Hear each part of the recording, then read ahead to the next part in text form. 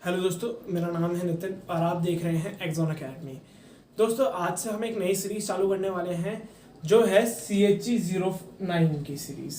CHE09 का जो नाम है वो है बायोकेमिस्ट्री, या अपन इसे शॉर्ट में बायोकेम भी बोल सकते हैं।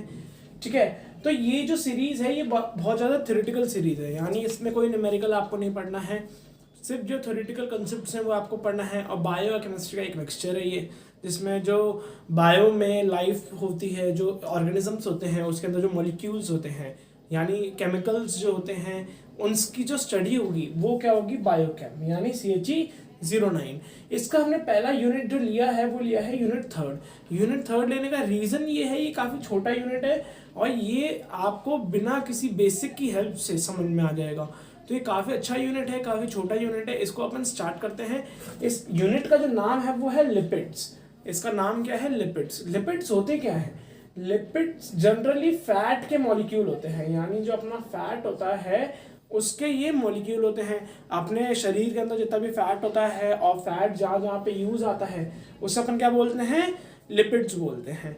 तो लिपिड्स की अगर मैं बेसिक डेफिनेशन बनाऊं तो ये 3 लाइन से मिलके बनी हुई है। सबसे पहली जो लाइन है वो क्या है, हेट्रोजीनस ग्रुप होता है। हेट्रोजीनस ग्रुप का मतलब क्या है, 2 फंक्शनल ग्रुप इसमें मेजरली प्रेजेंट होते हैं। कौन कौन से 2 फंक्शनल ग्रुप प्रेजेंट होते हैं? एक होता है अपना अल्कोहल और दूसरा अपना होता है एसिड, यानी एक अल्कोहल प्रेजेंट होता है और दूसरा कार्बोक्सिलिक एसिड इसमें प्रेजेंट होता है। तो इसलिए इसे क्या बोल दिया गया, हेट्रोजीनस ग्रुप बोल दिया गया। और इसमें और भी मॉलिक्यूल्स होते हैं, जैसे अपना फॉस्फोरस हो गया, फॉस्फेट ग्रुप हो गया, नाइट्रोजनस बेसिस हो गई। तो और भी इसमें क्या होते हैं, ग्रुप होते हैं। और जो लिपिड्स होते हैं वो पानी में इनसॉल्युबल होते हैं या कम सॉल्युबल होते हैं। पार्शियली का मतलब क्या होता है, कम सॉल्युबल होते हैं। और जो अपने ऑर्गेनिक सॉल्वेंट हो गए, ऑर्गेनिक सॉल्वेंट का मतलब क्या हो गया, जो अपने ऑर्गेनिक कंपाउंड्स होते हैं, जैसे आपका बेंजीन हो गया, अपना क्लोरोफॉर्म हो गया, है ना, और अपना एस्टर हो गया। इन सब में क्या होता है, ये बहुत अच्छे से सॉल्युबल हो जाते हैं। तो ये पार्शियली सॉल्युबल होते हैं वाटर में और फ्रीली सॉल्युबल होते हैं ऑर्गेनिक कंपाउंड में। ठीक है, जो लिपिड्स होते हैं वो अपने बायोलॉजिकल मेम्ब्रेन्स में पाए जाते हैं और बहुत सारे अलग अलग जगह पाए जाते हैं, वो मैं आपको बताता हूँ। देखो, सबसे पहले जो लिपिड होता है वो बायोलॉजिकल मेम्ब्रेन में पाया जाता है। बायोलॉजिकल मेम्ब्रेन का मतलब क्या होता है, जैसे अपनी जो सेल होती है, सेल की बाहर की मेम्ब्रेन होती है। जैसे मान लो ये क्या होगा, एक छोटी सी सेल। इस सेल के बाहर की जो मेम्ब्रेन होती है इसको अपन बोलते हैं बायोलॉजिकल मेम्ब्रेन। इस क्या बोलते हैं अपन इसे, बायोलॉजिकल मेम्ब्रेन या सेल मेम्ब्रेन। तो इस सेल मेम्ब्रेन में लिपिड्स पाए जाते हैं, फैट के मॉलिक्यूल पाए जाते हैं और उसको अपन क्या बोलते हैं, फॉस्फोलिपिड। क्या बोलते हैं अपन इसे, फॉस्फोलिपिड्स। ठीक है, और जो अपना जो लिपिड होता है ये अपने हार्मोन में भी पाए जाते हैं, वाइटामिन्स में भी पाए जाते हैं। तो अलग अलग कंपोनेंट इसके होते हैं, हार्मोन्स में भी ये पाए जा रहे हैं, विटामिन में भी ये पाए जा रहे हैं, अपने बायोलॉजिकल मेम्ब्रेन में भी पाए जाते हैं। तो अलग अलग जगह अलग अलग फंक्शन के हिसाब से ये प्रेजेंट होते हैं। ठीक है, अब अपना जो लिपिड है उसको अपन 2 कैटेगरी में क्लासिफाई करते हैं। सबसे पहला होता है एक सिंपल लिपिड। सिंपल लिपिड का मतलब क्या होता है, जो सिर्फ फैटी एसिड एंड अल्कोहल से मिलकर बना हुआ होता है। मैंने शुरुआत में बताया था जो लिपिड्स होते हैं उसमें मेजरली 2 फंक्शनल ग्रुप होते हैं, एक अल्कोहल और एक एसिड। कौन से एसिड होते हैं, फैटी एसिड होते हैं। कौन सा acid, fatty acid. Fatty acid का मतलब क्या हो गया, कार्बोक्सिलिक एसिड इसमें प्रेजेंट होता है। तो देखो, सिंपल लिपिड्स जो होते हैं उनमें फैटी एसिड प्रेजेंट होता है और अल्कोहल प्रेजेंट होता है, फैटी एसिड प्लस अल्कोहल। ठीक है, अब जो सिंपल लिपिड्स होते हैं वो मेजरली उसके जो एग्जाम्पल होंगे वो कौन से होंगे, ऑयल हो गया, फैट हो गया, ये सारे क्या हो गए, एक सिंपल लिपिड के एग्जाम्पल हो गए। यानी जो सिंपल ऑयल होते हैं, सिंपल फैट्स मॉलिक्यूल होते हैं, उन सबको अपन क्या बोलेंगे, सिंपल लिपिड बोलेंगे। ठीक है, तो देखो, जो फैट होता है वो मेजरली किससे बना होता है, फैटी एसिड प्लस ग्लिसरॉल से। ग्लिसरॉल का अगर आपको स्ट्रक्चर देखना है तो मैंने ये स्ट्रक्चर बना रखा है ग्लिसरॉल का, और ये ग्लिसरॉल से मिलके बना हुआ होता है। तो ग्लिसरॉल में देखो ये OH ग्रुप प्रेजेंट है। OH ग्रुप को अपन क्या बोलते हैं, अल्कोहलिक ग्रुप। तो देखो, ये जो अपना फैट हो गया ये ग्लिसरॉल से मिलके बना हुआ होता है ना, ग्लिसरॉल से मिलके। और फैटी एसिड का मतलब क्या होता है, फैटी एसिड एक बहुत लंबी कार्बन की चेन होती है। जैसे मैं आपको बताऊं,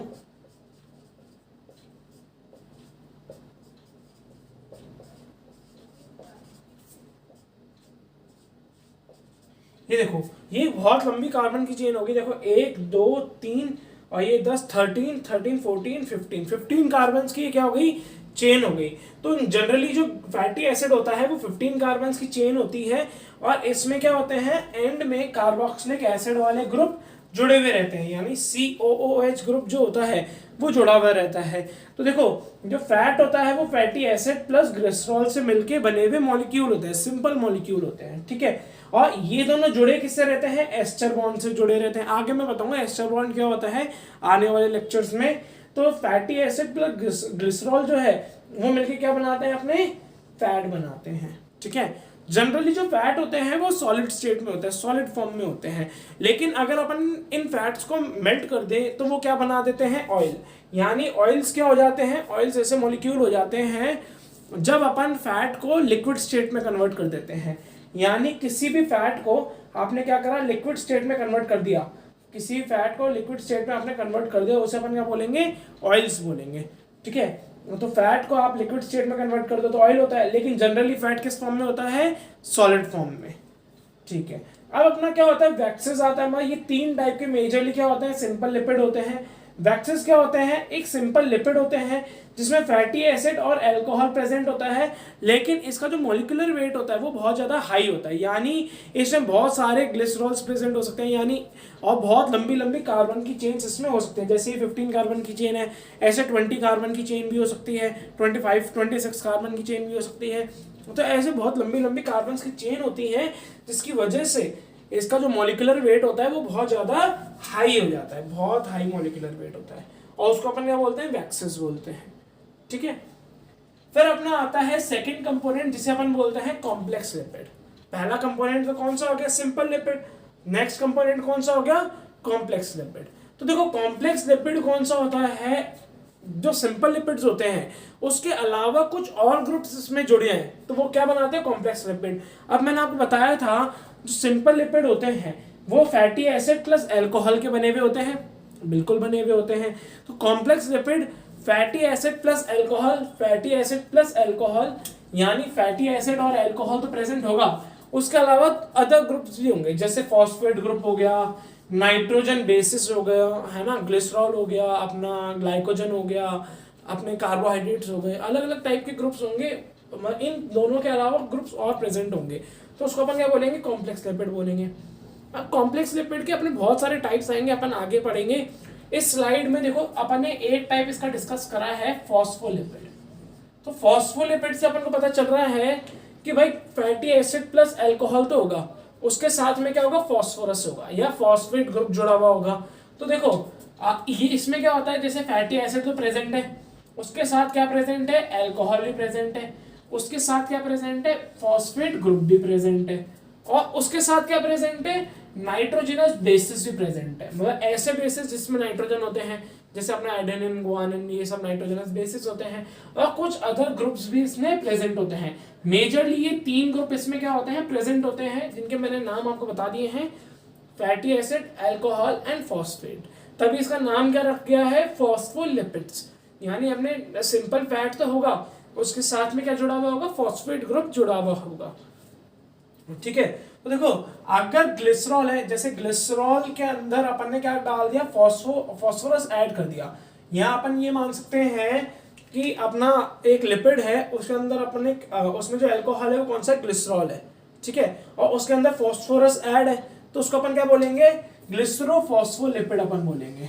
यानी ग्लिसरॉल तो प्रेजेंट होगा, उसके साथ में अपना फैटी एसिड भी प्रेजेंट होगा, ये दोनों मिलके क्या बनाएंगे, लिपिड बनाएंगे, और उसके अंदर क्या प्रेजेंट हो गया, फॉस्फोरस ग्रुप प्रेजेंट हो गया, तो इसे अपन क्या बोलेंगे, ग्लिसरोफॉस्फोलिपिड।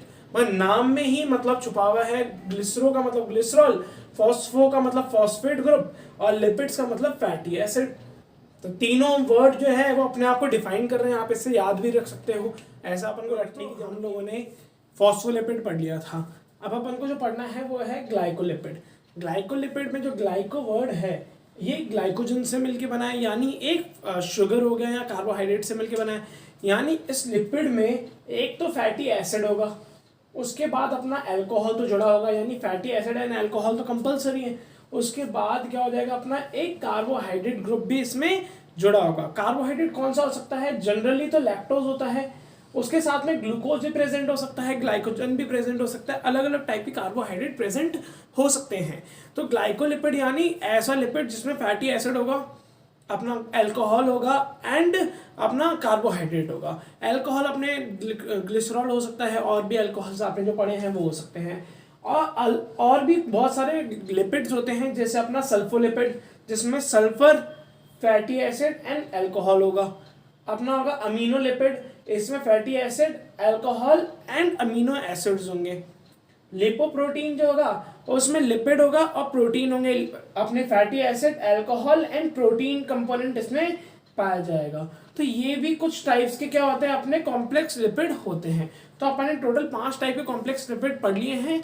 एक होता है अपना फॉस्फोलिपिड, दूसरा अपना है ग्लाइकोलिपिड, तीसरा है अपना सल्फोलिपिड, अमीनो लिपिड एंड लिपोप्रोटीन्स। तो ये 5 टाइप के कॉम्प्लेक्स लिपिड आप लोगों ने पढ़ लिए हैं, और इनके बारे में अपन डिटेल स्टडी करेंगे जब अपन आगे के लेक्चर्स बनाएंगे और आप अपलोड करेंगे। तो आप उसमें से पढ़ लेना कौन कौन से इनके बारे में जो डिटेल स्टडी है, क्या अपन इसके आगे पढ़ सकते हैं।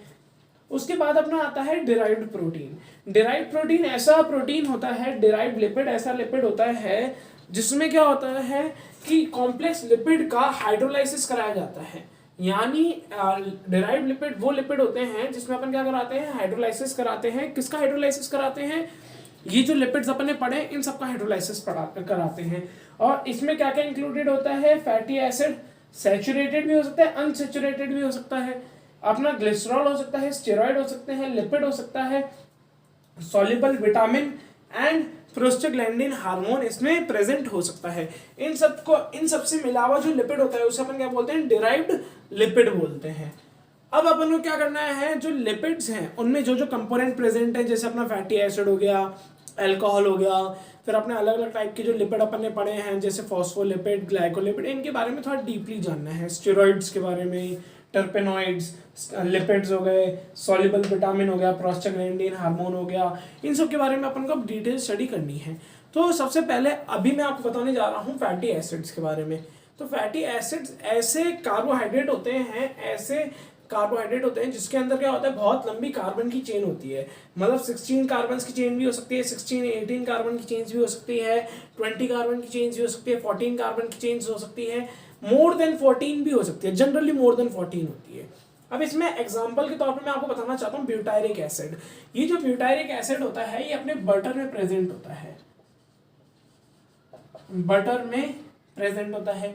इस एसिड में 4 कार्बन होते हैं, 1 2 3 4, इधर 2 लिखा है यानी CH2 ग्रुप 2 बार रिपीट हो चुका है। तो इसमें कितने कार्बन हो गए, 4 कार्बन हो गए, और 4 को अपन ब्यूटायर बोलते हैं। तो एसिड इसमें ग्रुप लगा हुआ है तो ब्यूटायरिक एसिड अपन इसे बोलेंगे।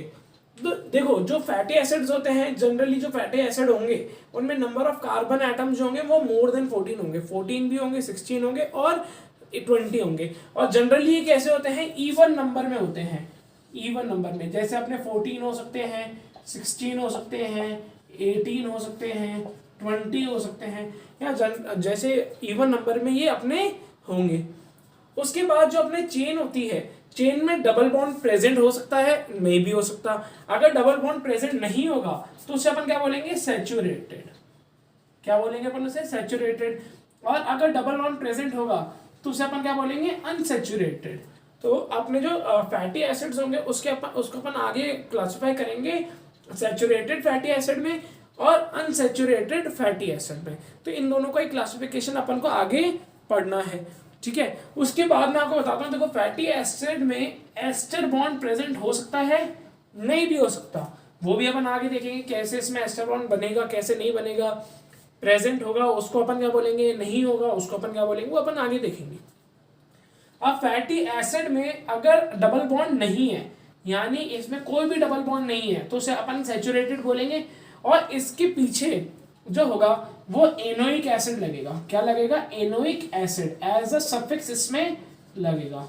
यानी इसके जितने भी नाम मैं आगे आपको बताऊंगा, तो अगर एनोइक एसिड लगा हुआ है तो वो कैसा फैटी एसिड होगा, सैचुरेटेड। यहाँ यानी उसमें कोई भी डबल बॉन्ड प्रेजेंट नहीं होगा। एग्जाम्पल अगर मैं आपको बताऊं तो देखो ऑक्टाडेकिनोइक एसिड, यहाँ पे देखो एनोइक एसिड आ रहा है, एनओइक एसिड इसमें आ रहा है।